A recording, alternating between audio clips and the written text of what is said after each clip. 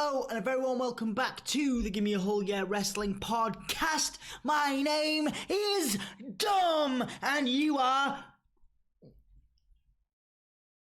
Ant. I mean, I'm just getting all excited. I'm blowing up. I can tell. I'm coming close to the climax, and you ruin it. There we go. Your face is just there to ruin all of my fun all the time. Today we're looking at Royal Rumble 1996 from the 21st of January. We're going to do a full review of the pay-per-view and discuss what we thought of it. We're also going to discuss the debuts. There's some massive debuts in this pay-per-view, so we're going to go a little bit into the history. Body Donna number 3. AKA Stone Cold Steve Austin, as you said earlier. Yeah, man. We've got Stone Cold in it. We've got Vader. There's a great match with the Body Donna. So we're going to all of that. A lot of really promising. Like Vader comes across like a monster. He does, man. He does. And then, like, I mean, like a wicked, and also his agility and everything, just amazing. Yeah. But then, like, just kind of flops for the rest of his time. You know why I think that was? I think it was because Ultimate Warrior came in. I think Ultimate Warrior coming back into WWF helped kill Vader. He had a massive, he had an even bigger flop of a return as well. Well, yeah, but the problem is the faces of that company. There was like 5 faces at the time. You had Bret Hart, Undertaker, Diesel, who was back and forth with face, Michaels. Who else was there? The main face. There was quite a few. So they was all feuding with each other, bringing a monster like Vader in. It was the perfect time to do it, and WWF just never. It was that was a really nice the end of this Rumble where they had the interviews. You had Taker, Diesel, Michaels, Vader. Oh, I can't remember the 5th one. You're right. But they had them all there, and it was like that would have been an amazing like triple threat. Yeah, fatal 4-way. Yeah, sort of. That whole feud would have been great. Oh, Razor was the other guy. Razor, yeah. And also, I also felt real promise for Yokozuna as well with his new face thing that he was happening here. But then and the team up with Vader was good in the Rumble. There's some interesting talking points, but then there's some real rubbish as well in this pay-per-view. And things that we look back on, like that. Like I loved the Goldust Razor match because I was obsessed with the kind of mystique and the weirdness of Goldust when I was growing up. I thought it was amazing. Watching that on TV with my cup of tea and my sandwich from my nana. Thinking my ham sandwich and just watching Goldust feel Razor Ramon up. I was like, that's cool, man. No one does that. Yeah. But then you go back to it now. I mean, I was pretty young then, and I'm pretty old now. And coming back to it, you're like, oh man, it wasn't as good as I remember it. I know, isn't it weird? But then, like the Body Donners and Smoking Guns, man, which you never remember as being any good. Put on that was actually pretty mint. Like the Body Donners, like that was a good. I mean, that was solid. We'll run through the entire pay-per-view. First of all, let's take you back a little bit in time. On the 21st of January 1996, the #1 UK film was Leaving Las Vegas. I've never seen it. Oh, it's an awesome Nicolas Cage film. Is it? Yeah. I like Nicolas Cage. Cool. I liked him in Ghost Rider. Really? Yeah, it was actually pretty good. Nicolas Cage did 1 or 2 good movies at the start of his career, and then he went... Yeah, man, Nicolas Cage has some great films. Ghost Rider. #1 UK single at the time was George Michael's Jesus to a Child. It's good. No, it's not good. I really like it. It's not good. You have no musical taste. What? Because I don't like George Michael. I mean, we have the same musical taste. Are you a big fan of Wham? I like a bit of Wham. Do you? Right, yeah. Cool. What's that song? Sex Baby, it's all about you. That's not that wasn't Wham at all, man. That was like something, Peter Andre or some rubbish like that. There's a song. No, you're right. That's not them, is it? There's a song about sex by George Michael or Wham, and it's really good and it's really catchy, and it used to be on the radio all the time. And I remember going to school and like cringing because like. My mum would drive in, she was a massive George Michael fan, and she would go into school, drive me into school, like blaring out this like song by George Michael's or Wham, and just dancing, and I'd just be like, ugh. But it stuck with me. I think he was, understandably, I'm not. The mental scarring must be. He was a genius. He was a genius. I think. Should we go on to the pay-per-view? Oh yeah, okay. So I just talk about my emotional. It's all good. I just use this podcast about your history as an emotional cushion. A steel chair shot to the emotions. So if you are enjoying the podcast and you want to hear more of us talk rubbish, it'd be great if you could like the video, give us your support. That really helps out. And if you subscribe, we'll get more videos. We're also doing NXT UK reviews on the channel. So stay tuned. It's Gimme a Whole Yeah. And also Facebook and Twitter. We're very active on the Facebook. We're going to get more active on the Twitter. Facebook, we do a lot of live videos talking about fantasy booking, things like that. We've been live streaming some of these. You've just done some prediction videos as well. There's lots of stuff going on. So subscribe to all of our links. The links are down in the description below. Prior to the Royal Rumble pay-per-view, a dark match happened, which is referred to a couple of times in the actual pay-per-view, which was a match between Duke, the Dumpster Droese, and Hunter Hearst Helmsley. Triple H gets stuck with some pun-intended rubbish feuds, doesn't he? Some smelly rubbish feuds. The ironic thing is, this is before the Madison Square Garden curtain call, and it feels like he could have been getting punished. But then, if you go back and watch our In Your 5 Seasons Beatings review, we said that the Hog Pen match was actually a really good gimmick. I have a lot of time for the Godwins and more specifically Henry, although Naked Midian was great later on in his career. But Phineas Godwin, I think he was called before he became Midian. But anyway, some really underrated stuff. Segueing into we're coming up to the Ahmed Johnson match. There's some really good talent that doesn't quite, and we have a number of those in this era and this time. Of course, people you just think if you'd have had a different gimmick or a little bit more support in the back, they would have done so much better. And I can't say that about Duke the Dumpster Droese. No. But I mean, anybody really respectfully, anybody that can take the gimmick of a bin man and put it on television, anyone. But then WWF was in a point at this time where there was losing to WCW on a weekly basis, and that was partly because of characters like Duke the Dumpster Droese. And it's not necessarily, I'm not necessarily blaming that on him. I'm just saying the characters were stuff that people were interested in ultimately. So during that match, Hunter Hearst Helmsley had used brass knuckles to get the win. He won the match, but then Gorilla Monsoon comes out and says, no, you've lost the match, you're disqualified, meaning that Hunter is coming into the Rumble at number 1 and Duke is entering at number 30. The actual pay-per-view, if you watch it on the network, starts off with Sonny in the bath. Viewer indiscretion is advised. Indiscretion? Oops, I mean discretion. Oh my god, did you write that in your notes? No man, that's what Sonny said. Alright, I was like, that's exactly what Sonny said. I feel like I may have been stuck on the Sonny in the bath visual. I've seen it a couple of times in my life now. What, Sonny in the bath? Wait, hold on, wait, let me just clarify. Not for my indiscretion. Like, I've not been doing anything naughty to Sonny. Although, if I paid her enough money these days...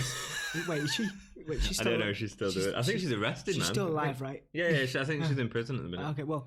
I think. Well, Sonny, I'm single now. Sonny in the bath. Yeah. Let's move on. Yeah. Move on. But it's a sign of the Attitude Era sort of slowly creeping in, edgier programming and trying to keep up with WCW, actually.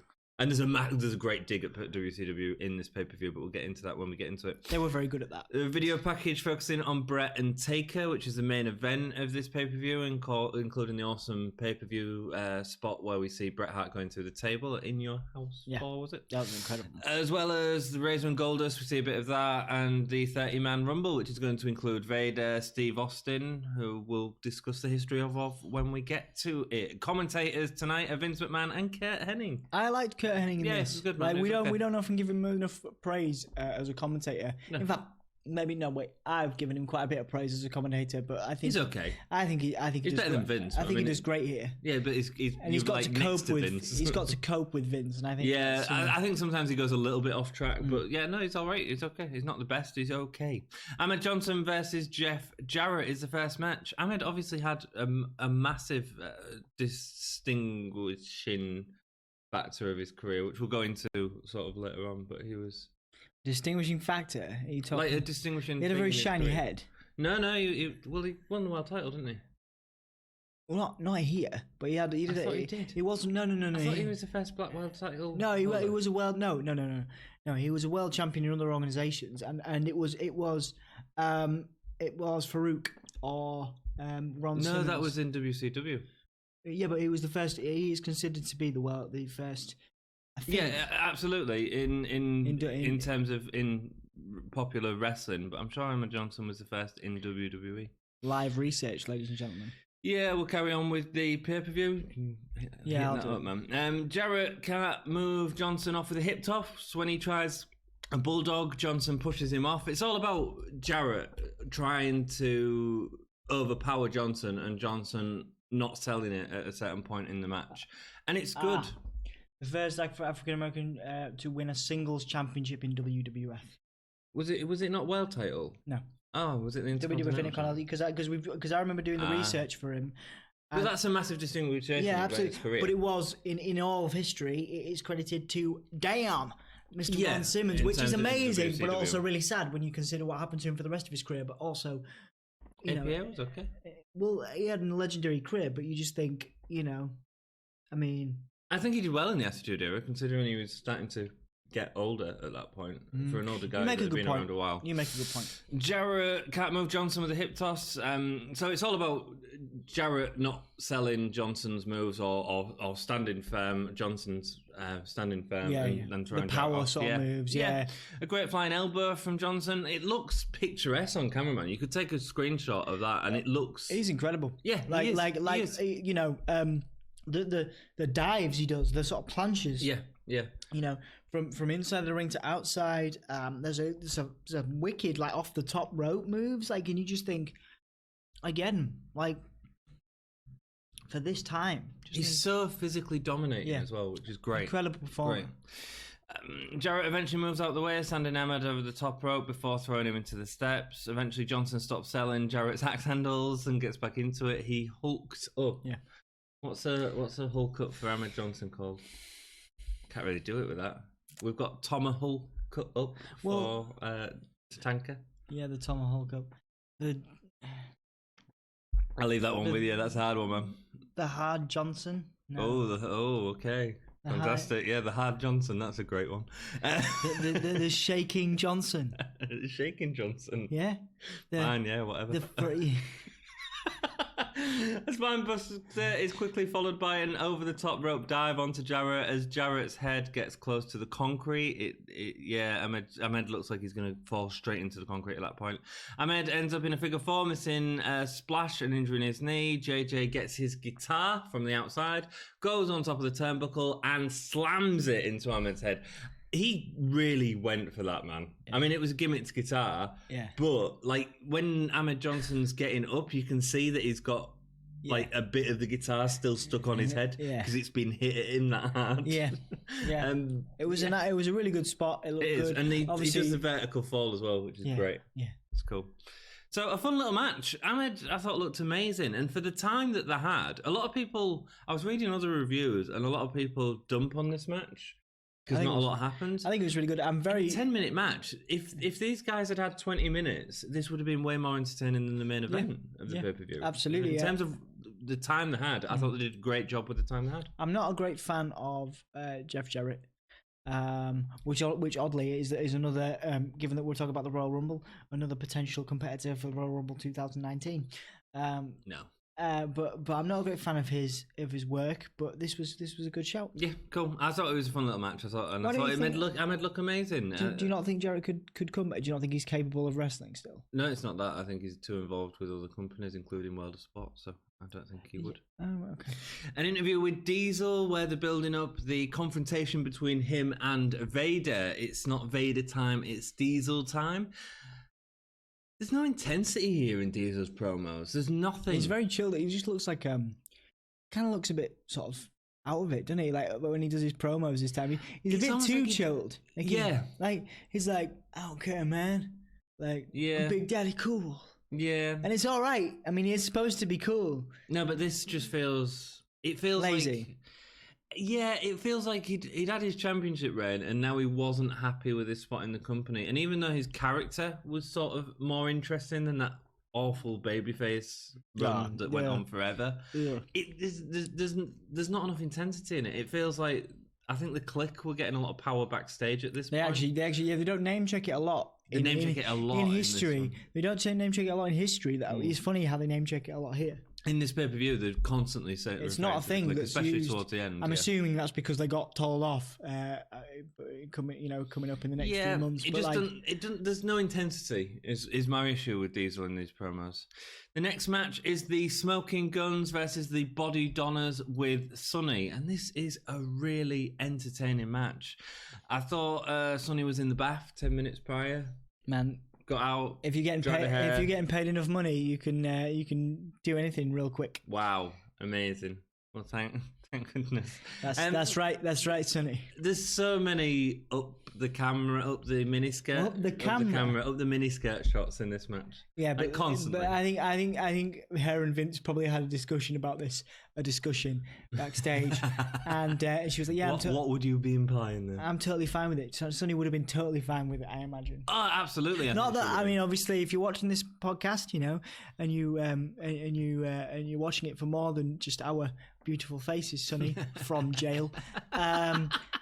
You're trying to set up a storyline with Sonny from jail. If you're wrong, if we're wrong about you are proud of your figure, you are proud of your body, and we applaud you for that. If we are wrong and you think we're being crude, feel free to address us. I think we are being crude. That's fine. It's okay. Carry on. Carry on. We're professionals. So the camera can't stay away from her backside all the way through the match. It would be the same. It would be the same if we were wrestling. Yeah, absolutely. But it's another sign of WWF trying to get with that edgier programming and trying to start bringing sex into the WWF. And it's a sad state of affairs that is eventually one of the contributing factors to why WWE took over again against WCW was the Attitude Era and all of the bra and panties matches and those things. Weird? It is a sad. It's a sad fact. It is a sad fact that we as humans are inherently flawed, and we will always look at.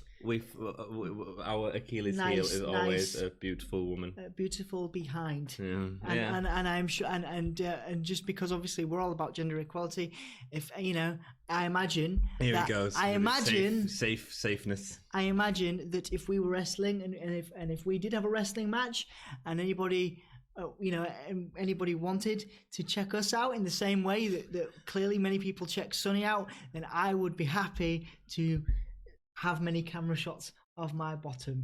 Fantastic. To I don't know if that made sense, but we will keep that away from the podcast for you guys, so don't worry about what that. I'm trying to say is that as crude as we are, we're all about gender equality at Gimme All, yeah? You can't say all that and then go, oh yeah, carry on, let's move on. Tom Pritchard is unrecognisable with short hair.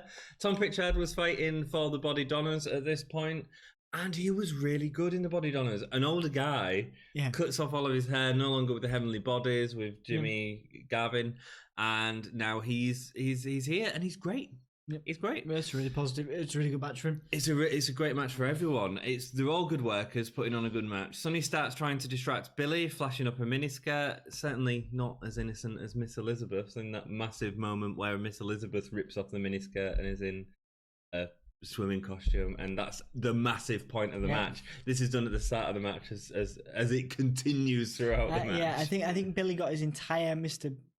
Bottom gimmick from this moment. He was like, I know that bottoms sell, so I'm going to do the same. You see, yeah, so that's where it comes from. Sonny's backside. But a lot of inspiration has come from Sonny's backside over the years for many people, including Vince McMahon. But with really impressive lift on Tom Pritchard, lifting him over his head. There's a couple of these. Like on the skirt or the. No, they didn't lift the skirt. He lifted Tom Pritchard. Matt, when we get to the Attitude Era, man, it's going to be so hard to talk about these because you're going to be like a dog in heat. Something's going to be hard, Anthony. Oh dear. What are you?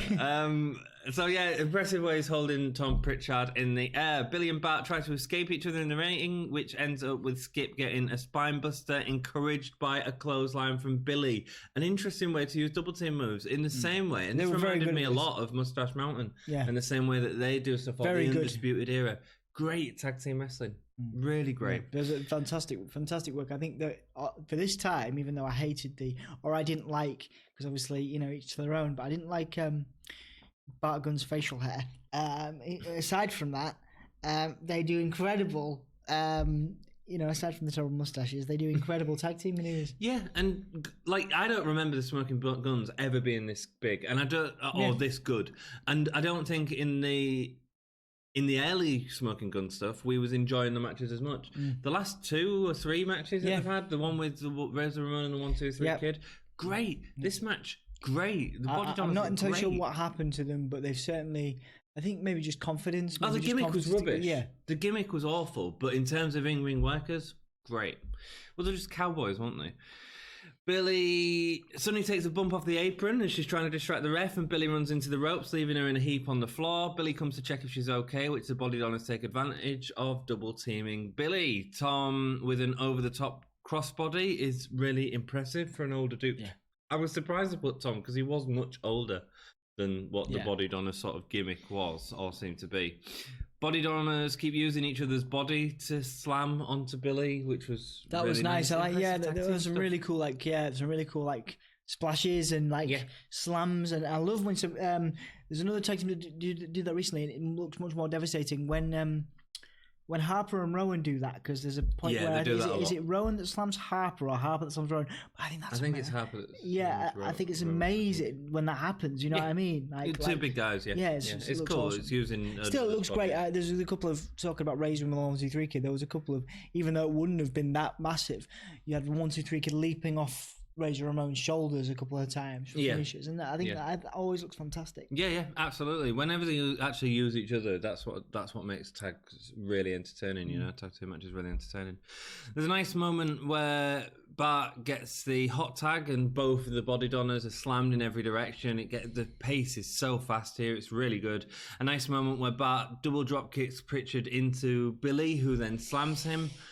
Again, I like the idea of using your momentum to get your opponent into your partner's hands, who then delivers a move. It's stuff that we see a lot these days, but back then we weren't seeing a lot of it, and it was good.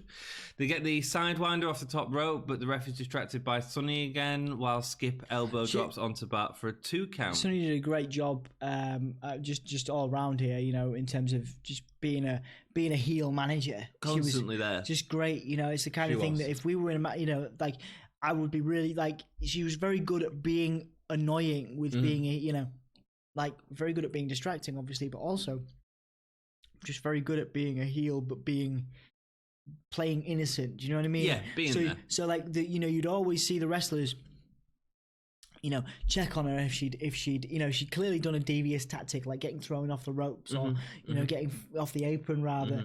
People would always check on her because it's poor Sonny, but she knew what she was doing, and very good at being. She doesn't get enough credit as a psychological heel. I don't think she gets enough credit as a manager. As a psychological heel manager, she was fantastic. She was really good. It wasn't just that old manager like Jim Cornette as well. It was something very different, and I appreciate that. The Body Donners go for a suplex on Bart, but Billy spears them to get the pin. Yeah, that was so there's Billy Gunn got the spear and Bart rolls up. But they both roll both of them up. So Bart ends up getting the pin. That's what really counts. Yeah, I mean, but both of them get the pin on different Donners. Yeah, it's a really interesting way to finish because the spear is really sloppy. I don't think you ever see Billy Gunn do a spear ever again. But yeah, it's one of the early spears that we see, though. We don't see that many spears in WWF at this time. It's a great match. Was Goldberg in WCW? No, it wasn't. Was he? It wasn't in WCW. Not just yet. No, it's a great match. I never remembered the Smoking Guns being this good, but I'm really entertained by the matches, and I wonder where that falls apart. I don't know exactly where, but we'll review look at that in the next look at that. episode, Obviously, Billy Gunn goes on to have an incredible career. And sometimes I wonder. He's now booking. Is he now booking at All Elite Wrestling? He's going to be booking. I've heard that he is. Yeah, that'd be exciting. Exciting to see where that goes. Classic video package here next. It's Billionaire Ted's Wrestling War Room. The Huckster and the Nacho Man are in this war room. It's such a good promo. So Ted's character saying, why can't we buy the WWF? We've basically bought every other company that there is. Vince Russo, who's in character as one of his staff, I suppose, is responding because we only have has-beens. Hulk replies, who you calling a has-been, brother? And he's basically an old guy dressed up like the Hulk. There was other promos that they did in a similar vein of this, where he was walking around in a Zimmer frame and attacking Macho with a Zimmer frame. Yeah, they had a few of those over the next few months. It kind of became a constant for this time, didn't it? Yeah, and it's iconic, man. This was shots fired back towards WCW. But actually, they had the better programming. Before showing the new generation superstars, with Macho and Hulk saying that they can't do the moves, and because he can't teach an old dog new tricks. Massive shots fired. Let's not forget, WCW were destroying WWF at this time in terms of ratings. Yeah. Not necessarily in the UK, because there's a lot of talk about the Monday Night Wars, but it wasn't necessarily a thing for us in the UK. We didn't have live TV like... We had WCW, but it wasn't as... For the UK fans, it wasn't as prominent. We had WCW on TNT, which meant you have to...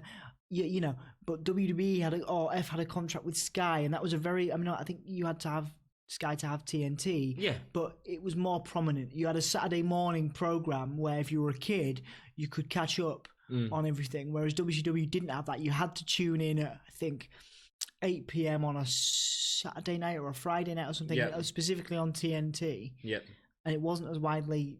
It wasn't like in America you had this sort of culture of they were both going up against each other. Monday Night Raw and Monday Night Nitro were both going up against each other at the same time. In the UK, if that was shown live in the UK, that would have been at 1 o'clock in the morning. It wasn't. And so it wasn't, and people were watching wrestling because we had work and you weren't watching WCW in real time. You weren't watching, to be fair, you weren't watching WWE in real time. But in America, when you flick through the cable channels, you have select. You don't have. There's choice, but there's not arguably as much choice as we have.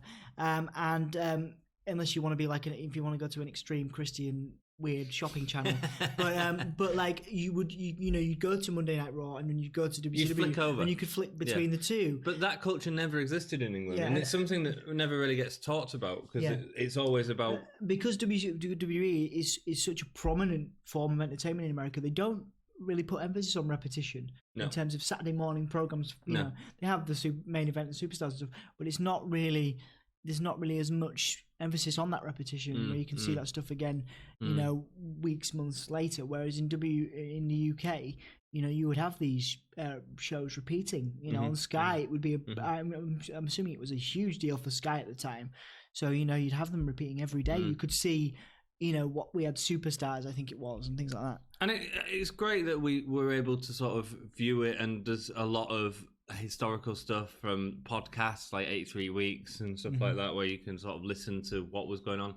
But in terms of in the UK, I think it's important to acknowledge that wasn't really a thing. I loved. I remember because I had to. You could just watch both. At different times. It was great. It was great because in my house when I was growing up, I didn't have access to the Sky system. I had to go to my mum's room to watch the Sky. So whenever they were out for food or whatever or anything like that, I would go in and watch WCW on the Sky and sit and like pretend to wrestle my pillows, because I used to do that quite a bit. I used to want to be a wrestler, and I used to just. I bet the pillows always won. No, actually, I won, surprisingly enough. But I had a whole. But anyway, so I do that while watching WCW.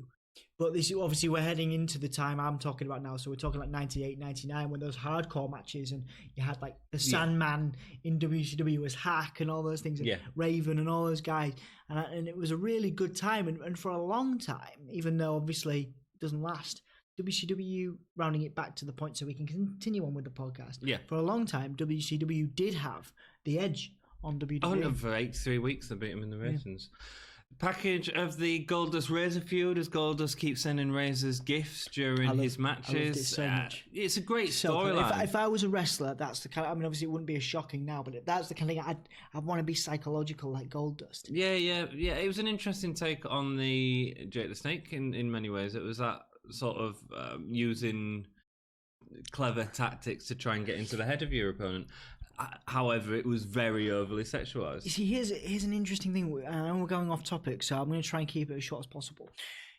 Is there a place for a character like that to have a main event prominent run. Let's think about this. In modern day WWE. No, across the board. So so you've got Jake the Snake. Yeah. Before that, Papa Shango's around the same time. I'm trying to think of a character before that, but there's no. Okay, Jake was sort of really. Okay, so you got Jake, then you got Goldust. Yeah. Right. And there's probably been, Waylon Mercy, things like that, but not, we're talking like people that have achieved greatness, but never a world championship run. You go from Jake to Goldust to Bray Wyatt. Yeah, I'd say Bray Wyatt would be a good example in modern day. Obviously Bray Wyatt has had a world championship run, but again, nothing. Do you think that those quirky, weird, like Goldust to me, on the 2K games, I love to play Goldust and be a WWE and make him a world champion because I think, because I'm obviously a weirdo, that he would have been a great world champion, but it would have, do you know what I mean? Do you think, and is there an exception to your rule, aside from Dean Ambrose, who just has a crazy... Yeah, but that's not really... But but can you think of anybody that's had that weird Bray alternative... Wyatt would be the best example. The only one that's had a world, any length, a world championship run. Bray Wyatt. Raven never got one. You could also argue The Undertaker, in a sense, is an over-the-top gimmick. You're right, actually. Yeah, you're right. I suppose, yeah. And really, he's but maybe there's no... Yeah, but that's it. Maybe there's no one yet to have repeated that success. No, and I think that there's potential for it, but... but who could? Bray Wyatt could have done. People say Aleister Black, but it's a very different... No, Aleister Black feels more rooted in real world. These people can't... These gimmicks can do. The problem is the writing's that poor that guys like Bray Wyatt, who have a sort of natural... otherworldly thing, end up just blabbering about rubbish and getting really boring. And then Goldust, who has this kind of progressive, very... at the time, unsettling gimmick. Yeah. But brilliant to look back on. Yeah. But do you think do you think the WWE writers and WWE brass, I guess, would be afraid to put someone that has those connotations? Well, you wouldn't do that these days. I mean, you've got to be more No, of course. There has to be sensitivity around that because of course we live in it of the issues around the tribulations that people have struggled with over the years, and there's been a massive change in 20 years in terms of the LGBT community, which is fantastic. And now you have a wrestler that's one part of his gimmick in Finn Balor is about being for everyone and being for all people. So there's still elements there, but I think it's more of an accepting as opposed to... Very good point. Yeah. Okay, cool. So sorry. That's okay. I just feel like it's a good point to raise. No, it's an interesting point. I think that in terms of your original point, can there be another champion? Yeah, of course it can. But can WWE get it right? There has to be an accessibility selling point. Demon Balor could be a champion. Yeah. There's another one. Well, he has been. Exactly. There you go. So... package of the gold, and people accept Balor. That's a great thing. People accept that it's a special thing when the Demon come out. Yeah. I was listening to when Balor was quite early on in NXT. I was listening to a great Stone Cold podcast where he was talking about Balor using the Demon gimmick, how great it is, but how it also needs to be kept special because as soon as it becomes a regular thing, he'll be the bogeyman. And it was actually a great comparison, and I think that's actually true. It's a very good point. I love the Boogeyman. Yeah. To be fair. So we get into this video package. Goldust has got the tattoo of Razor on his chest. Iconic. Then there's a really brutal backstage brawl. Razor had a lot of issues with Goldust and this feud at the time because he didn't get it. He didn't understand where Vince was going with it and thought it was too overly sexualized and stuff like this. And he was part of the older generation and times were very different then, and so we talked about Balor and everything being accepting. People weren't as accepting. Some people weren't as accepting back then, shall we say. And Razor didn't get it, and Razor didn't really want any part of it. The backstage brawl almost looks like a shoot fight, man. Yeah. It looks like he's throwing... He throws Goldust into the electrical box and stuff like that. And it's brutal. It's really rough, really worth going back to watch. Intercontinental Championship match next. So Razor Ramon versus Goldust with Marlina. Razor is obviously the Intercontinental Champion. A lot of time for Marlina as well. Yeah, this is the first time we've seen Marlina, actually. The cigar holding manager. The cigar was never lit. Weird. And she was pretending to smoke it. It's no wonder WCW was doing so well at the time. Goldust comes in, starts gyrating in the corner. Goldust avoids lockups, instead touching himself instead of attacking Razor. But the problem with this, the character works great. It's great to watch snippets of. You talk about this, the sort of, it slows the pace down. It's way too slow. Yeah, you were discussing that earlier. It's so slow. There's a classic moment where Goldust goes behind Razor and instead of delivering a move, starts rubbing Razor's chest, which he looks shocked at. It's sort of a classic, iconic Goldust moment, but that again is one shot as opposed to an entire match being entertaining. Goldust keeps hiding behind Marlina, does this 3 times, rule of threes, which again slows the match down too much. Goldust gets a really nice slingshot suplex using a top rope as support. Nice to see a bit of moves towards the end of the match, but there's not enough of this. He was at the back suplex he does. Yeah, that's it's brilliant. A slingshot off the top rope. It's nice. Marlina blows blows some Goldust into Razor's eyes. That was never really... They don't do anything with it. Razor doesn't get blinded or anything. I didn't really see the point in it. It doesn't get sold enough. Goldust has Razor in a sleeper hold, and the announcers are selling what could happen if Razor goes to sleep. Anything could happen. He could do whatever he wants with him. I think WWF would have a little bit of a problem if things got into a sexual assault in the ring, and that's absolutely what they're implying, and it's a bit too overly sexualized. I think there's definitely moments of that. Again, I think it's down to the type of people we are. Like, we're pretty open-minded people, and absolutely. I think that we sort of assume. I think it's dangerous to assume. But sexual assault isn't funny. It should be part of wrestling. No, yeah, you know what I mean? but like, yeah, I mean, I don't think it would have happened. I don't think they would have probably been briefed, or they would have. But selling it as that just feels a bit cringy to me. Well, it's typically Vince, isn't it? Yeah. He's trying to get a rise out of people. It's too much for me, way too much. I don't want... It's a bit like when we had recently in the Mae Young Classic someone talking about her divorce and how she was stronger after a divorce and stuff like this. Oh, I don't really want, like... sort of real world. Because she was in an abusive relationship, wasn't she? I think, and it's horrible. I think the reason they do that, and I understand why, is to empower. I get that. The sort of the she didn't win the tournament, did she? No, the viewers will have gone through that. In fact, a lot of people people who it's still real to, who draw a lot of inspiration from these characters. Absolutely. So there is to a point, but again, and I think WWE struggles like with this, and so do many businesses, brands, etc. in the public eye.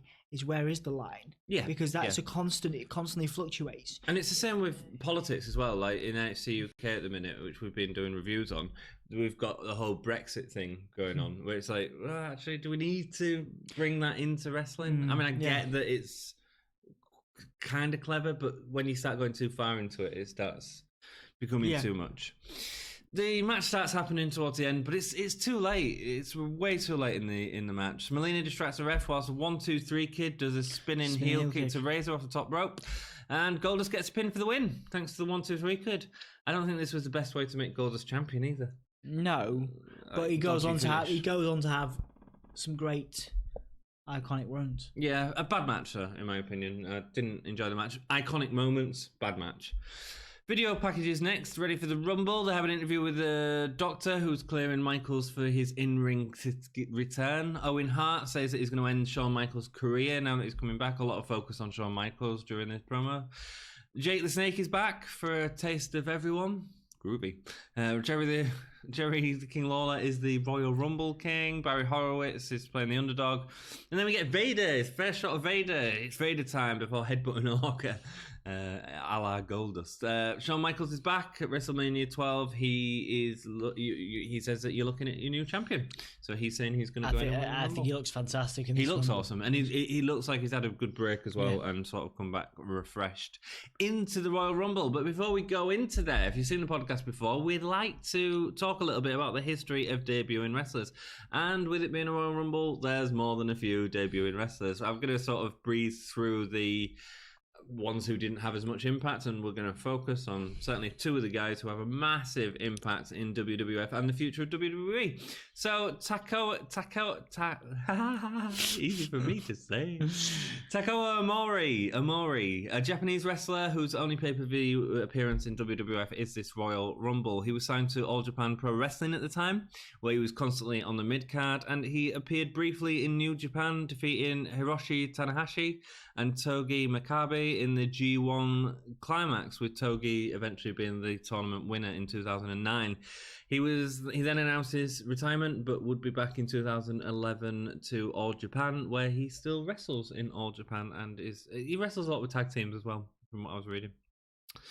Next up, we have, let's get the boring ones done, Doug Gilbert in Japan. This is really interesting. So on YouTube, quite often if you go watch matches, other links will come up, and occasionally there's a link of a wrestler fighting. It's like Freddy Krueger and Leatherface versus blah, blah, blah, blah, blah, whoever it is. This guy was Freddy Krueger. So he was wrestling in his gimmick as Freddy Krueger, certainly in Japan. And he won in Japan. He also won the tag team titles with Leatherface when they was using 80s slasher icons. Wow, that's really cool. It's cool. I'll check that out. You can see that tag team on YouTube. There's loads of videos. I think Mike Myers ended up becoming part of this stable of slasher characters and stuff. Wow, that's wicked. Yeah, man. He had a short tag title reign in ECW with his brother Eddie Gilbert. I remember Eddie's name for some reason as well. Right. Yeah. Nothing jumped out when I read about Eddie. Gilbert had won a USWA Battle Royale to earn a spot to perform in this Rumble, and he had a feud with Brian Christopher in Pro Power Wrestling, which he had earlier on in his career as well, but then that turned into a shoot fight, and he was fired from that promotion in Pro Power Wrestling. Pro Power. Let's go into Squad Team of 1 and 2. They were known as headhunters in most territories they wrestled with. Bigger guys, bigger stock-built guys. Basically, they were thrown in the Rumble for Vader and Yokozuna to throw out and show that there was working together or not working together, or what's going on between Vader and Yokozuna. They had a short run in ECW, losing to everyone, including Dudley's, Bruise Brothers, Two Cold Scorpio, and Scandman. They were part of Stranglemania and Stranglemania 2. They wrestled in that as the Mushroom Boys. Have you ever seen Stranglemania? I've never seen Stranglemania. It's the Insane Clown Posse's DVDs that they released of, basically it was like matches that they'd taken and they'd commentate over it. Stranglemania 1 has a great match between Terry Funk and Mick Foley. Whether you like Insane Clown Posse in wrestling or not, as commentators, it was actually quite funny. It's quite funny. That's pretty cool. I'll have to check that out. Yeah, man. Great brutal match between Mick Foley and Terry Funk. The second one has... They also show a lot of really bad botch matches where there's one with a woman who breaks someone's neck and then lifts her up and breaks it again. It's it looks like it's broken. I think it was broke. It was awful. It was horrendous. And Insane Clown Posse. Yeah, commentate over it. Oh, it's awful. Awful. Let's move on from them and let's talk about the ones that everyone wants to hear. So first of all, let's talk about Vader. Vader time. It's Vader time. Before wrestling, he was into American football and he was drafted to the Los Angeles Rams in 1978. However, a ruptured patella forced him into the injured reserves list and he had to retire from American football. That was in 1978. He then started his wrestling career in 1985, where he'd better be known as Baby Bull. And Bull Power. Maybe that's where... he has, in his early years, he had that mask, didn't he? That really intimidating mask where... Not the red thing, but he put it over his... Oh, you're on about his entrance mask? Yeah, man. His son's actually, on the Gimme Facebook, I've seen that, recently posted a video of his son who's got an awesome tattoo of his dad with his sort of Vader entrance attire. That was amazing. Nice tattoo. I mean, the mask itself, but the tattoo as well, yeah. So it was early on in his career that people started to see the potential in him, and he was put into the main event to feud for the AWW World Heavyweight title against Stan Hansen. Obviously, Stan Hansen is a name that would become iconic in Vader's career. Obviously, he had that match in New Japan, where during the match, Stan Hansen's thumb gets caught behind Vader's eye, and it pops out Vader's eye. And Vader then goes and pops it back in and carries on with the match. Wow. Vader actually, after that, he had to have a metal plate inserted under his eye to keep his eye in support. There you go. Obviously, so also on his debut in New Japan, he faced Antonio Inoki, who was a massive fan favourite in Japan at the time. He challenged him to a match after he'd already defeated Riki Koshu. And when Vader beat the worn-out Inoki, the crowd rioted, causing the Sumo Hall, which was where it was being taken place, and that was sort of the home of New Japan at that point, to ban New Japan from performing at the Sumo Hall anymore because of this riot, because of the Vader winning the match. Wow.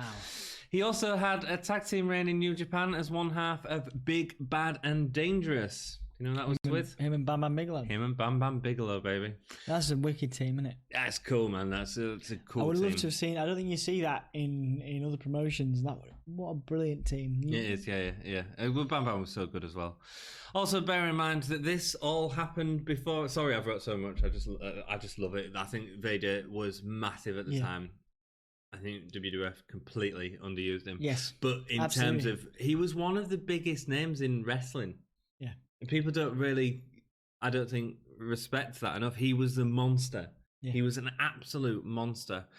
So in WCW, he won the World Heavyweight Title Championship off Sting. You know, I mean, big story here. They have legendary feud, actually. In fact, Vader, WCW, Vader has a lot of legendary feuds. He does. Mick Foley's another one. I'll talk a bit about his feud with Cactus Jack. I think, Vader does get a lot of, now posthumous praise. But in the WWF, he was never used right, man. Now he gets a lot of praise, but in WCW, he won the World Championship off Sting, including a Vader bomb during the match, which cracked a pair of Sting's ribs, as well as a ruptured spleen. He had some good, brutal matches. He was a hard hitting. He had a power bomb. He also did a moonsault as well as a splash. It's similar to Bam Bam. He did that, the second rope splash, but he does a moonsault. You know what I mean? When you think that's amazing. Yeah, it's same as Bam Bam. You know, and that's why it was great to see that he was in a tag team with him. Speaking of brutal matches, his feud with Jack, which happened on and off for years, is insanely good. And if you go back and watch some of the matches, there's some of both Mick Foley and Vader's best matches. It really shows Jack's toughness. It really helped Cactus Jack get over with the audience and this sort of taking the punishment from people. One match they had, Mick Foley got a broken nose and had 23 stitches. In his face, not even 23 stitches around his body, just on his facial area. Boom. Obviously, there's the massive Vader bomb to Jack on the concrete, which is just mental. And the house show in Germany, which was the whole story where Cactus Jack got his head caught in the ropes and the ropes were too tight and he was choking to death, and so pulled his head out of the ropes and it ripped off his ear. Trying to survive himself, Vader's iconic, man. Yeah. Bear in mind that this was 93 as well that happened. I mean, this is a time when WWF was cartoons, and WCW was actually presenting some really raw, rough stuff. Vader was a massive deal in WCW, including a feud against Hulk Hogan for the title. Eventually, he'd be fired by WCW for a backstage altercation with Paul Orndorff, which ended up with him being fired, and he went to WWF, which had a load of bad booking. Mm-hmm. Did you enjoy that? The whole description I did. Yeah, I did absolutely. I mean, Vader's time as well. Yeah, there's actually an odd face run in there as well. So he has a quick face run in WWF. Yeah. Some really odd stuff happens to Vader, especially towards the latter end, where he's basically working out to guys like Mark Henry and stuff like that. Which never sort of feel like. If you go back and watch Vader's early stuff, he's brutal, man. He's a machine. He is a machine, and I think that you look back at some of his stuff. It's entertaining to watch. He is always entertaining. I mean, he had a wicked match. When Kane first came in. Yeah. He was billed as one of the guys that was going to stand up to Kane. Obviously, Kane wins, but puts over Kane, and that's part of the problem, that everyone was getting put over by Vader. Yeah, and I think a big part of his problem was Ultimate Warrior coming in as well. Why? You discussed that earlier. Because Warrior was seen as this massive it was a massive return, and he was in the title picture, and Yeah, I mean it was, but then you look at it, and it's probably one of the worst returns. Absolutely, it was in awful. history. It was awful. That's the Triple H match again at WrestleMania. Man, I'm gonna go watch that just to remind myself of just how bad we'll wrestling be watching can it be. Soon, my friend. We'll be watching it soon. Into another debut. Quite a few debuts. It's a Royal Rumble. It always happens. I think there's probably people that watch this video knowing that there's going to be a load of debuts and Indeed. just talk about it. So we'll carry on. The Ringmaster. Hell yeah. Also known as Stunning Steve Austin. I think he did all right for himself. But like I say, he looks a bit like a body donor or an extra body donor. Weird, man. He feels small just in stature and everything. And obviously, the Austin that we all remember is sort of massive and thingy. When he's like squaring up to Kevin Nash, I mean, I know Kevin Nash was big anyway, but he feels like he's like looking up. His body's not as built as it becomes. I don't think it was. He was just once stocky enough. Yeah. He feels like, I don't think Stockholm was ever really that, like, he wasn't ripped, but he was definitely stocky. Stocky, yeah, brawler. He was in WCW for 4 years, between 91 and 94, but never really making it to the success that we'd seen in WWF, obviously. He won the World Television Championship early on against Bobby Eaton, but would eventually lose that to Barry Windham. Eventually, he joined Brian Pillman, another wrestler who is coming into these pay-per-views very soon. Can't wait for that. And he formed the Hollywood Blondes with Pillman, taking the tag team off Shane Douglas and Ricky Steamboat before dropping it 5 months later to Ric Flair and Arn Anderson. Cool. I was going to say, Pillman's another really underrated, kind of strange dude who could have done a lot more. Yeah. Well, he did do a lot more in other promotions. Yeah. But yeah, Pillman and Austin had a really good feud coming up to one of Steve Austin's earliest and best feuds in terms of psychological, because they have that infamous shoot.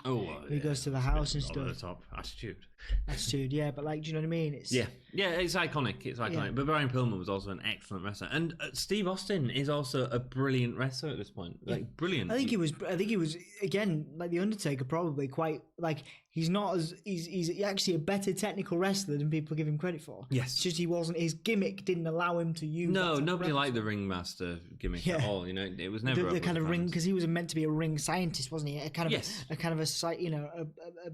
master of his craft. But then he eventually became the brawler, and the brawler that we all love and know, and the Attitude Era.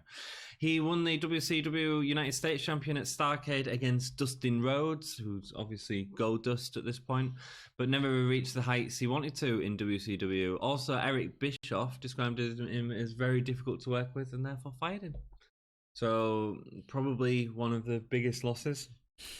But then, to be honest, he probably never would have become Stone Cold if he'd carried on. So perhaps everything happens for a reason, doesn't it? Yeah, perhaps the biggest loss of their, terrible decision. Yeah, but then it probably Stone Cold might not have happened had all that anger and resentment from Austin had built into that, because he then went to ECW where he was shooting a lot on Eric Bischoff and on WCW as a company, because Paul Heyman was his manager in WCW for a short time, so he brought him across to ECW, and they really worked on the promos, and they really worked on getting a lot of that anger and hate to come across on screen. A lot of that could be attributed, a lot of the Stone Cold early stuff could probably be attributed to Heyman in terms of style anyway. Yeah. In terms of, also when he was in ECW, he had a feud with Mikey Whipwreck, who he'd end up getting the finisher. His finisher was the Whippersnapper, which he'd modify into the Stone Cold Stunner later on. He was defeated by Sandman at a triple threat at December to Dismember for the ECW title. Paul Heyman, the booker, wanted Austin to win that match. He wanted Austin to have the ECW title. Austin said, no, I don't want the title. I want to be the hunter, not the hunted. And I think that's really iconic in terms of his sort of progression and great. His eventual move to WWF was spurred on by Jim Ross and Diesel, Kevin Nash, who were both friends with him off screen. Both wanted him in the company.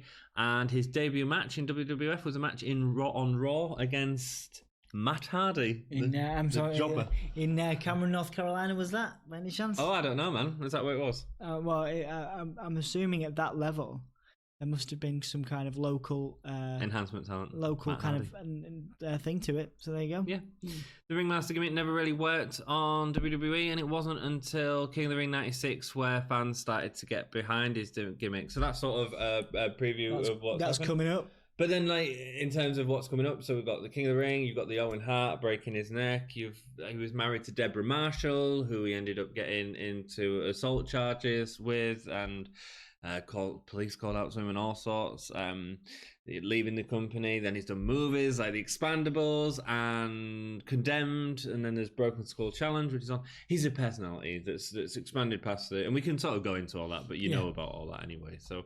You know? Yeah. You want to add out about Stone Cold? I think that I was never as high on Stone Cold as I was on Mick Foley, because I think Stone Cold always had the, he wasn't the underdog, and I think I always grew up loving the underdog, but he changed wrestling forever. There's a place for Dean Ambrose, there's a place for characters with attitude in the main event scene, even Bray Wyatt. I'm trying to think of other people that have kind of adopted that. Becky Lynch would be the exactly, best example, exactly. Yeah, Becky Lynch. Becky Lynch's career could have a path that's very similar to Stone Cold. Absolutely. And I think that we talked about this off camera. I think that Becky Lynch will spearhead, because of her attitude. She will spearhead, intergender matches coming up in the next few years. And that's what Stone because Cold she did. Won't stand for, not obviously it'll be an on-camera gimmick thing, but she, want somebody, maybe Dolph Ziggler, one of the best wrestlers in the entire world, will annoy Becky Lynch to the point where Becky Lynch kicks his bum. Yeah. So I think that's potentially coming, but I think that's the influence that Stone Cold had. It was sort of it changed wrestling. Yeah. And it was a crucial part. It's not the only part of the Attitude Era, but it was a crucial part of becoming the Attitude Era. What do you think about his podcast? His podcast, I think it's good at times. I think because it's obviously a great income generator for him now in his post WWE I think career. It's very good. It depends on the guests, I think, a lot of the time. But it's interesting because he talks a lot about his experiences as well, as opposed to someone like listening to Pritchard's podcast or Eric Bischoff's, where they're sort of talking about the industry as a whole. It's quite personal. Yeah, I enjoy it. Cool. I enjoy it. And do you like it? I've given it a few listens. Again, I like the style of it. I think he can come across as quite condescending to some of some of the talent. Yeah. But I think I think it's good to support new talent as well. Yeah. I know Stone Cold gives the rub to a few people. Oh, he does, man. He does. Cesaro was one of them, I think, prominently, where he disagreed with. The Revival, the Velveteen Dream, and stuff like this, they've all got a rub from whether it's worked or not is different, in the case of Revival at the minute. Well, they've made a comeback a little bit. Yeah, we'll see. Until they go to All Elite. Let's go into the Rumble then. Yep. Lots of talking there. Thank you for bearing with us. If you're enjoying our podcast and you want to see more of this stuff, there's plenty more. There's plenty more where that came from. Loads more future. Check it out. We're going into a good time, guys. Hunter Hearst Helmsley is number 1. We see footage of the dark match where he lost by DQ. Henry Godwin's number 2. No, these two had history. In Your House 5, the Hog Pen match. Lest we forget, this was before the curtain call. I don't understand how it feels like punishment, but it wasn't. His punishment was about to come. These two start fast, which sees them exchange of punches. Helmsley also gets owned, nearly thrown out as Godwin lifts him up above his head before Hunter pokes him in the eye. So it's a nice little, we've got two guys that have a little bit of backstory going in. Yeah. That's good start to the Rumble. Bob Backlund comes in next. It all goes downhill from here. I mean, I got to respect the guy. I've always had a lot of time for just how he's managed to shoehorn himself into various things. Yeah. Bob Backlund's music plays. What's iconic about Bob Backlund's music playing? Isn't it some kind of classical piece? No, it's the first time in the Rumble that they're playing music for competitors as they walk down to the ring. That's never happened before until the. Didn't even think about it. Yeah, no, wow. And it's something that we associate now. What a note in history! Yeah, I never even. It's become a staple of Royal Rumbles now, and it's for that pop, Why did they do it with Bob Backlund though? Well, it's just the first guy in this. It was actually doing it for this Rumble the entire way through the Rumble. But Bob Backlund, don't forget, he was a world champion in the 80s. You know, he was sort of that. Yeah, I guess this would have been one of those surprises for people. You know. Well, he was in the '93 Rumble where he was bumbling around a lot as well. But you know, whatever. Bob Backlund, like he did in the '93 Rumble, was sort of attacking whoever. Crazy son of a gun. Backlund goes for Godwin, followed by Hunter, because Backlund will go for anyone, face or heel, because he doesn't really know what he's doing in the ring. Then they try to do the slow, try and get out of the ring thing. The match really starts slowing down now. Jerry Lawler comes in, goes after as Hunter's delivering a really nice knee to Godwin. That was a really noticeable point. Jerry Lawler grabs a slot bucket to slap Godwin, but Godwin gets the bucket off him, and they all escape out of the ring, out the bottom of the ring. There's a couple of those moments in this, and I quite like them. I think they. Oh no, I hate them. Man. I love them. It's you like going like just playful. No, you see, my problem is, like my favorite moment of this whole Rumble is probably the snake thing. That's okay, but this is used too much. So the slot bucket comes out and he throws it over the rope onto two of the people. I think it's Hunter and Jerry who are on the outside. Fine, but no, my problem is in this match, it feels like they're constantly going under the rope or over the rope. It was one of my problems with one of the recent Rumbles where Jericho was in for ages, but actually he spent more time outside the ring than he did inside. It gets a bit boring to me. I think it's a clever thing to do. To a point, a little bit, and I think it's a very clever thing to do for a silly guy who's not gonna win. Like one of the best Rumble moments I think I've ever watched was when Santino Marella comes in pretty early on, just gets under the ring. Like he gets kicked. Well, Jerry Lawler does this. He gets his bum kicked for a little while, then goes out, gets in, and then as I can't remember who it is. Somebody correct me here. Somebody goes and he wins. I think they were Santino Marella. The pop. Everyone, because it was impossible, or was it? You know what I mean? And he comes out and it's like close enough, you know? Yeah. Bob Holly, start your engines. Brings nothing to the Rumble. I hate it when people run in. Like when people go into the Rumble, they need to have a little spot of something. Whatever that not is. Everyone, man. There's not enough time. No, there is. It's like 10 seconds when they get into the ring. You know, Titus O'Neil really took that spot at the Greatest Royal Rumble, where in the first 10 seconds he slid under the ring smoothly like Santino Marella, and slowly got back out of it. I mean, that was perfect. No, everyone needs something. Whether it's whether they go for someone or Bob Holly comes in and he's just attacking whoever Hunter's attacking or whatever it is, and it doesn't feel like it's moving anything else. I see what you mean. I do. I mean, again, the Royal Rumble's a place for, fun. 40% silliness and the rest of it just like wrestling. Yeah, you know what I mean? Absolutely. But there is definitely a place for it. Yeah, I just think everyone should come in with a goal in mind for the Rumble. And not everyone's goal is to win. That could be go get this guy or I want to reignite this feud with this guy. And I think WWE are much better at storylining in their moments nowadays. King Mabel comes down at number 6, comes down to Sarah Moore, goes straight to hanging on the ropes, trying to get Godwin out. When you come in as a big guy, again, you need to have some impact, and Mabel has no impact at this point. A move would have been nice to have seen, but we see nothing. He's better. He becomes better, I think, later on in his career. I've talked a lot. I talked Mabel up quite a lot in this podcast, but he becomes better as Viscera, even as. I wonder how you're going to feel when you go back and watch the matches. Whether it'll be one of them. I think the Ministry of Darkness stuff is amazing, but even as the world's largest love machine, it's still better, than this. Yeah. Jake Roberts is in at number 7. Here's a guy he's returned as a massive Christian, and he's massive face. Yeah, massive face. Yeah. Again, this is a guy that makes an impact when he comes into the Rumble. Brings his bag, gets his snake out. The python goes everywhere. Everyone clears out the ring. He puts it on Jerry Lawler. Again, that's a guy coming into the Rumble and making an impact on the Rumble. And it probably again. In terms of wrestling history, that could be viewed as one of the greatest returns we've seen in not so recent memory, but like in terms of an impact, in terms of a spot, it should be in more lists. I think. I mean, we've seen the snake before in a Rumble when the snake was used to get Andre out, which was massive, and this is just a nice callback. This is this is present day. Yeah, it's a nice callback to that. Mabel gets hung up on the ropes and waits for someone to attack him. Bob Holly is sort of attacking because he's got the wherewithal to actually do it. Jake sort of walks past him. Come on, guys, the big guys hold up there. It should be an exciting moment. It's not. It's wasted. Dory Funk Jr. is next. I mean, he looks old here. He was old here. He was, yeah. But goes after Backlund. It's a bit like Terry, innit? Just like, they just don't. I mean, they're just going to be wrestling forever. Forever.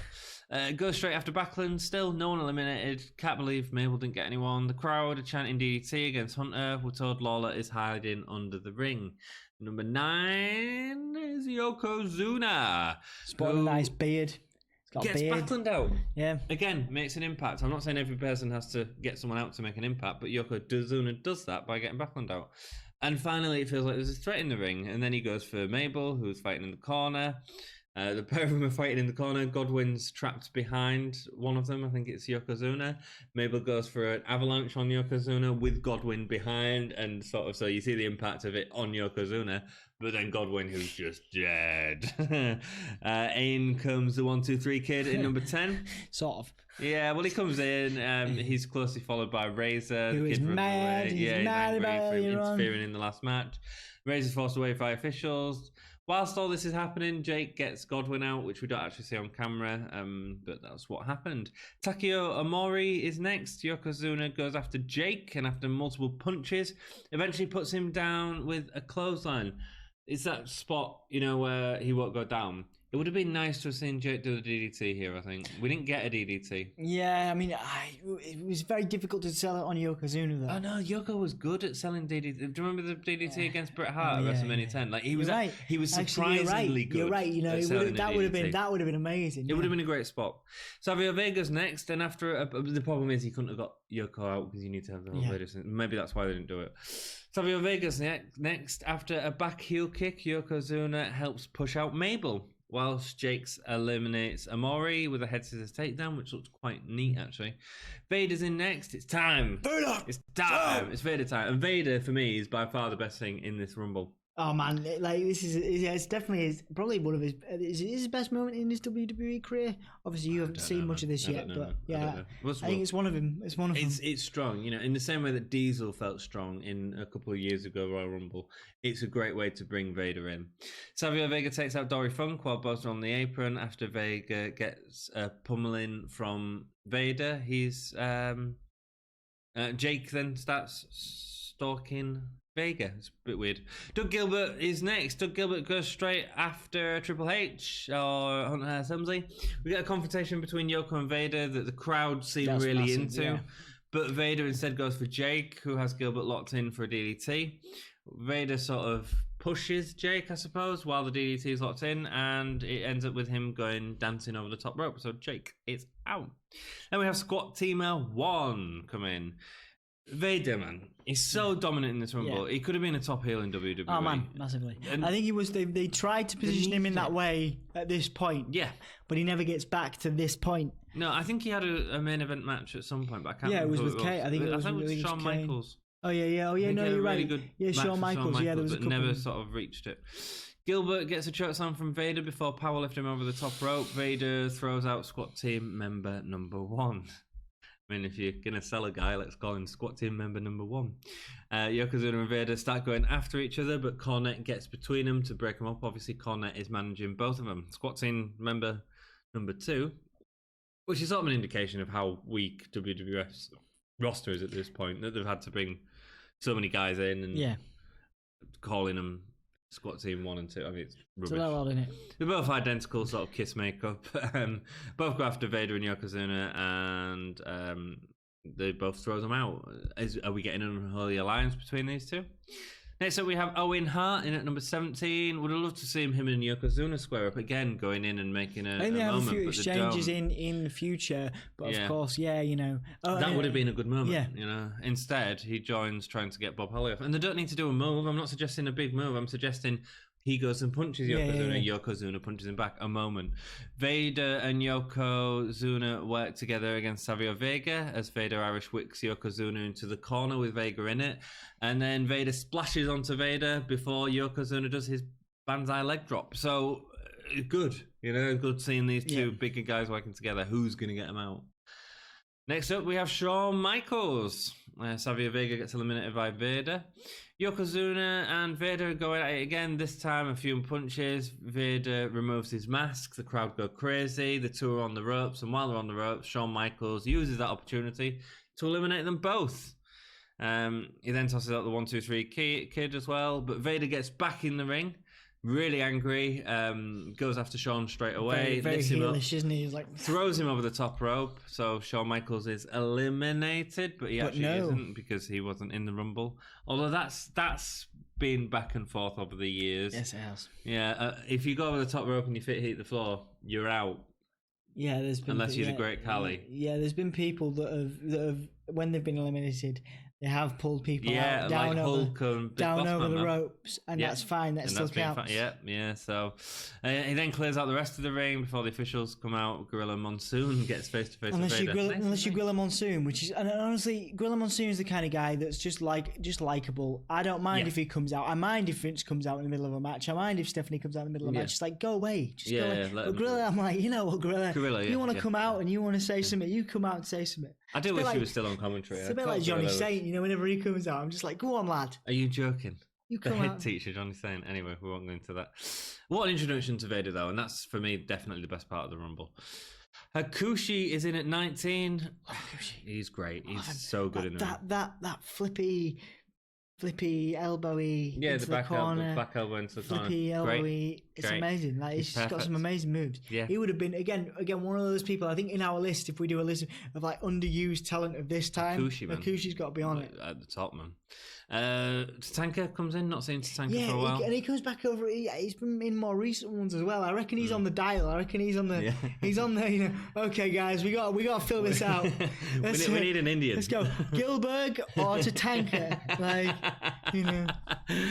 Hakushi and Owen Hart are going at it in the ring, seeing the nice backflip elbow he delivers so well that we've just talked about, and he's so good. He has an exchange with Michaels. That would have been a great match to have seen. Hakushi versus Michaels.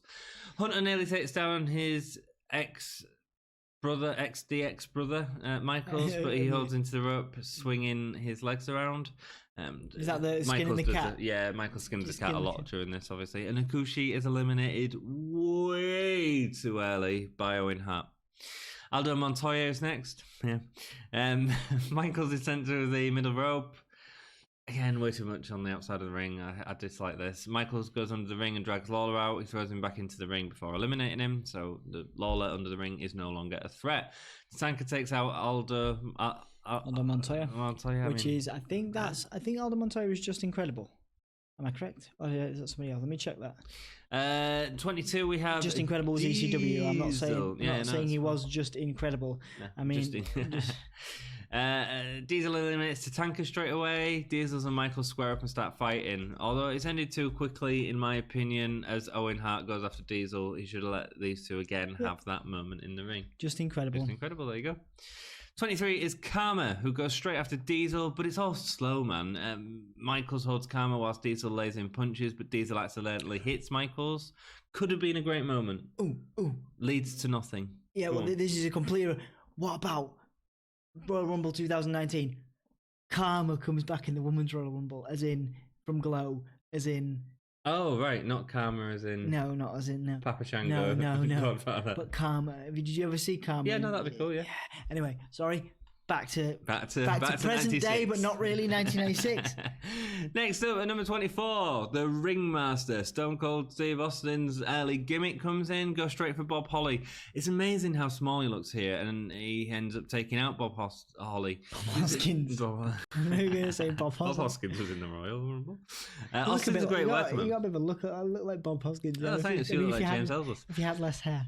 Austin, a great worker, man. Yeah. Feels aggressive in the ring as well. Barry Horowitz comes in at 25, goes straight after Diesel. Probably a big mistake. Should have gone for a heel like Owen. Again, not making the most of a moment.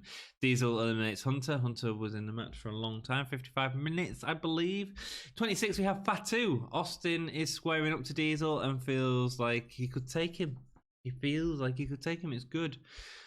I'm so glad they didn't put him in with the body donners, man. Because they could have done that. Yeah, they absolutely. Could have done that. Yeah, the look was very similar. Isaac Yankem DDS is next. Obviously, Kane in his later Kane has no idea who that is. Who? Kane has no idea who that is. Have you not? Has he not? Have you not listened to interviews? No, I'm not. Kane has no idea. People keep saying the similarities. Okay. Strange. Barry Horowitz is eliminated by Owen Hart. He follows it up with a great insecurity to Michaels, which is a nice moment. Two have a few nice moments in the Rumble trying to get each other out. It's Michael and Owen, and whilst we're watching the replay of the kick, the insecurity that happened, Owen is eliminated by Michaels. Austin lays out Michaels with a great clothesline before doing an impression of Michaels to the crowd. He's sort of there doing the leg thing to the crowd. Yeah. Bit weird to see Austin doing stuff like that, isn't it? I mean, it is. Obviously, it's a weird precursor to their incredible matches later on in this period of time. But, it's a bit weird to see him showboating, fake showboating someone. Yeah. Austin didn't do that. What? Yeah. I suppose it's actually more reminiscent to modern day Austin, where we get like him with a New Day and dancing with a New Day before delivering a story. Yeah. Which was great fun, man. Great fun. Marty Jannetty, isn't it? 28. Michaels and Jannetty. That's a nice trading moment. blows in the ring. Royal Rumble moment. Coming in and making a moment. These have a history. Do they? Oh sure. Yeah. Bulldog. What? Just as a reference to our Facebook.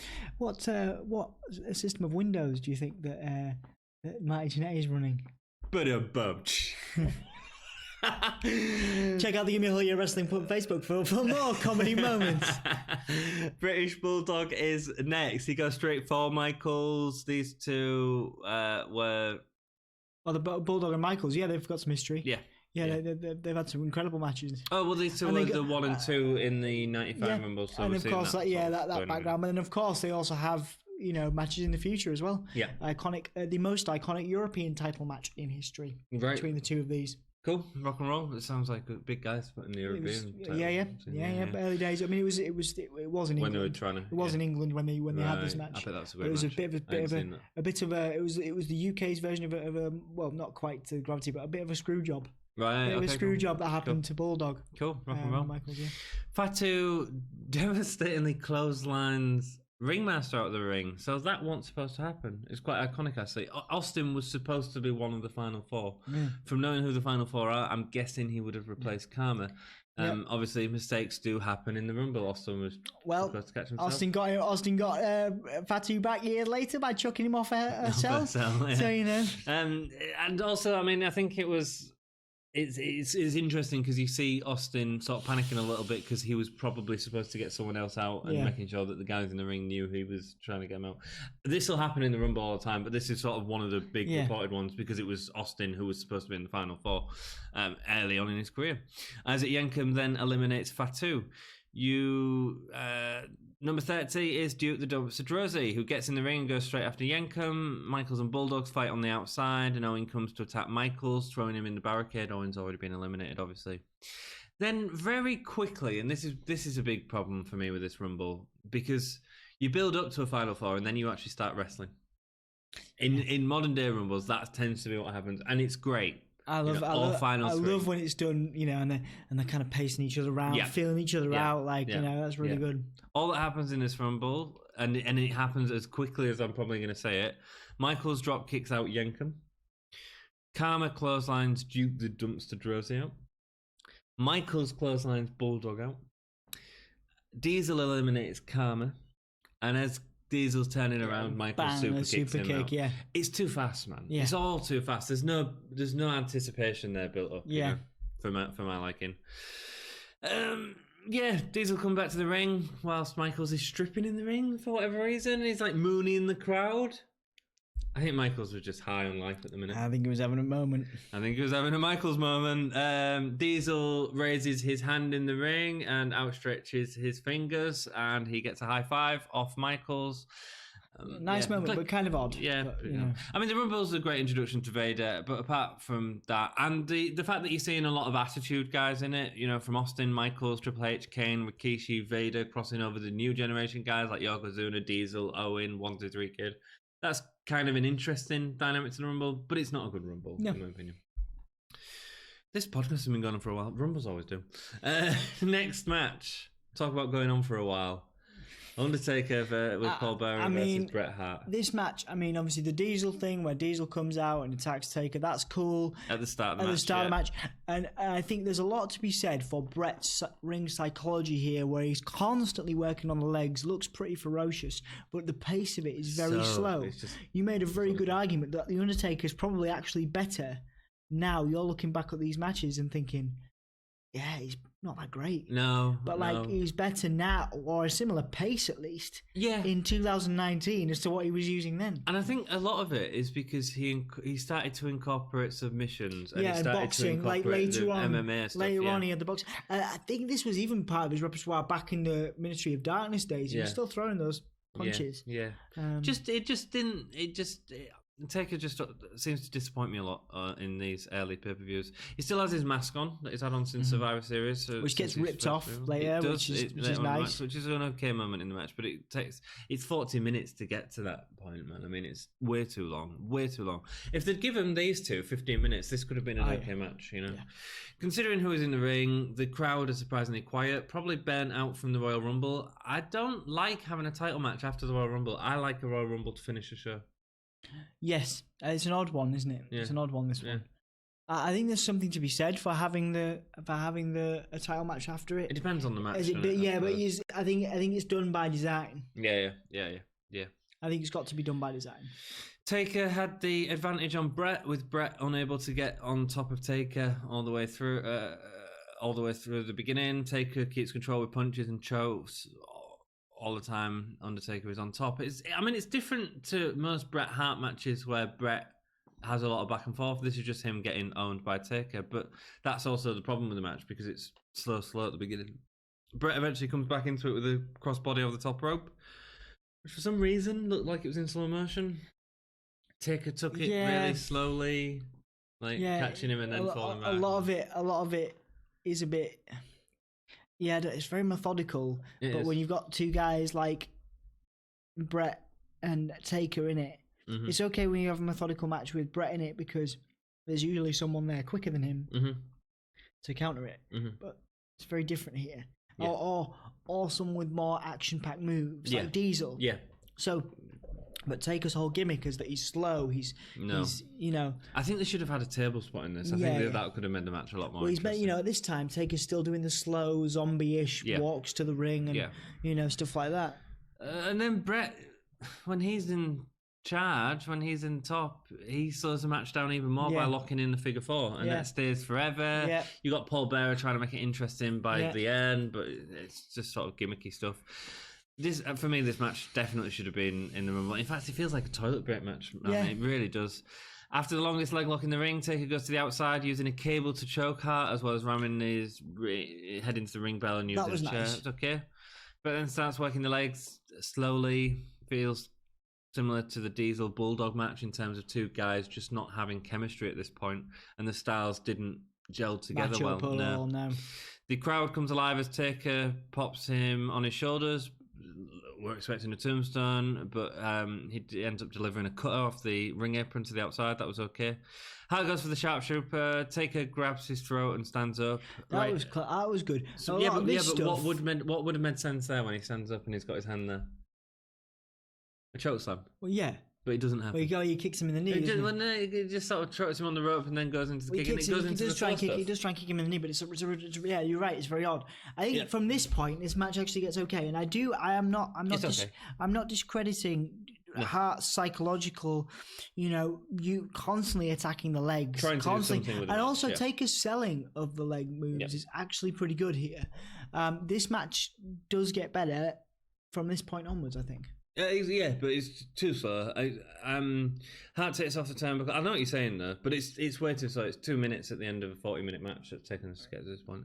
Hart takes off the turnbuckle and then takes off Taker's mask, ramming Taker's head into the exposed turnbuckle. Crowd are booing. Yeah, you made a point earlier about the crowd being pretty lulled. There was, so the early part of this, they start to get into it here. Towards the end, they do, yeah. I think maybe they sense the end was cut. I'm not sure, but basically, and then Taker delivers a tombstone. It's okay, but there's not a lot happening, is there? No, really. No, when you say it like that. Diesel pulls off Taker from the pin, meaning that Bret gets disqualified, meaning Undertaker wins the match, but not the belt. He goes on to look at Diesel, who stood on the ramp with the middle finger up. Yeah, that was nice. That was cool. And he also chases him, well, not chasing him down, but he walks down after Diesel in the back. Yeah. Bret celebrates with his music in the ring. Before we go into the stuff at the end, what do you think about the match? It was rubbish. I'd give it a 2.5 stars. Give it worse, man. It was rubbish, that match. I think, like I say, I have a lot of time for Bret's, for the psychological element of this match, where Bret uses, he realizes he's got to attack the legs, to have hope. But that's general Bret Hart. But I don't think he does anything special to make it unique against the Undertaker. Do you know what I'm saying? Yeah. Apart from the head to the turnbuckle, but I mean, maybe they could have played into that a bit earlier on. Maybe that would have been more interesting, taking the mask off and actually instead of working over the legs, work over the head. Yeah. Maybe it would have been more interesting for me. Still, after this match, we have 10 more minutes left of the pay-per-view. There's a load of interviews here. I don't agree with this at all. No. And this could have all been set up on Raw afterwards. There was no need for What was this. it called? Royal Rumble Extra or something? Or Rumble? Yeah. And it's like, they had, I mean, I like what they were doing. I like the principle of it anyway, having the kind of four But it's title. all on Raw. You had Vader in there, you had Michaels in there, you had Diesel in there. Who else was it? Who else got into Vader, Michaels, Diesel. Yeah, that's it. Is that it? Yeah. And then you have them swapping back between Gorilla. Yeah. Oh, Undertaker briefly. So 10 minutes left. My issue with this is it tells us everything we need to know for the next pay-per-view, which A, you do on Raw. B, you leave us on a note where we go to the playground, to the school, to work, whatever it is, or to our friends, or to a podcast, where we speculate. That's part of what is fun about being a wrestling fan. Where are they going to go next with this? I think they learn from that. I don't think they do that too often. No, they don't. So 10 minutes of interviews here. An interview with Gorilla as he sells In Your House 6 and the match that's going to be there, which is going to be Diesel versus Bret, isn't it? Mm-hmm. Interview with Shawn Michaels. He's completed phase 1 and the Click and Shawn Michaels have a one-way ticket to WrestleMania. Mm-hmm. Michaels says even if it is Diesel that he'll do whatever he has to. Back to Gorilla. Say nothing new, just talking rubbish. Undertaker comes in and says it'll be a cold day in hell when he lets Diesel win the world title. So Gorilla turns the match into a steel cage match. Again, this is just all storytelling that could just be done on Raw. That's what we've got Raw for. That's why we tune into Raw the next night. Diesel says Bret lives and breathes because Diesel allows it. He's not afraid of the dark. The only thing Diesel is afraid of is the tax man. IRS feud confirmed. Yeah, I was going to say that's a really odd thing to say, unless IRS is going to come and attack him. He was wittering on, and he was doing that. It was a rubbish. Yeah. I think someone off camera, someone off camera was like, finish it, enough. And Diesel basically responds, "I'll be out of time when I say I'm out of time," or something like that. And now I'm out. And it was unprofessional, man. Yeah. It was like, what was it? I'll say I'm done when I'm ready to be done, and then 2 seconds later I'm done. Yeah, because he knows that actually he can't argue with this person that's paying the bills. Probably Vince. Maybe so. Then we see Cornette and Vader as Vader is trashing the dressing room. Cornette at this point is suggesting that Vader should have a title opportunity. Cool. Yeah, that's the end of the pay-per-view. Yeah. Best performer. I'm gonna say either Michaels or Vader. Yeah. I don't think Michaels was as good as this. I think his whole promo, everything about him in this pay-per-view was good. It felt fresh. I enjoyed performances by it's difficult, isn't it? Like, because even Triple H has a good good showing. A long showing. There's just not enough in it. I mean, again, this is going to be controversial. Like, not in terms of ring work, but in terms of story building, in terms of entertainment. Goldust has a good showing in terms of entertainment. So I'm going to give the whole thing to, but then Vader. You see, I'd give the whole thing to Vader. I'm going to give it to Vader. But there was 2 other guys that I had contention, and you didn't mention them at all. One of them was Tom Pritchard, who I think did a great job in the Body Donner match, and the other one was Billy Gunn, who again I thought did an excellent job. I can see what you're saying, but best match, Smoking Guns and Body Donners for me. Smoking Guns and Body Donners. How many gay stars are you giving this pay-per-view? 2 gay stars. 2, 1 3/4. A real lackluster Rumble, a real awful main event, and the first 2 matches I thought were really entertaining. I think I look at it on a more entertainment level, and I think it was quite entertaining in a lot of places. Okay, so cool. Fair enough. I definitely was a fan of this. Rumble in parts, but I also feel like 2's not the biggest score in the world. No, exactly. Yeah, it's all good. Thank you very much for watching. Can you sign us out? Just do the links and stuff. I will definitely sign us out. It is facebook.com/gimmehallyeah, twitter.com/gimmehallyeah. We've also got a Patreon if you want to support us financially, but if you don't, just give us a like and a comment and subscribe. That really helps us. Help us by comments. We will as many episodes as we can. We will address questions. If you do have any questions for us, please do put them at the bottom of the video. We love answering questions. It's really nice to have some engagement from you guys. Don't forget to keep supporting us. We really appreciate it. Have I forgotten anything? No, that's all good, man. Facebook, we're mentioning it. You can get a t-shirt on Redbubble if you want a t-shirt. Get a t-shirt on Redbubble. Or, you know what, just like I say, just comment and ask for a t-shirt and we'll probably send you one. So, thank you very much for your support and keep it gay.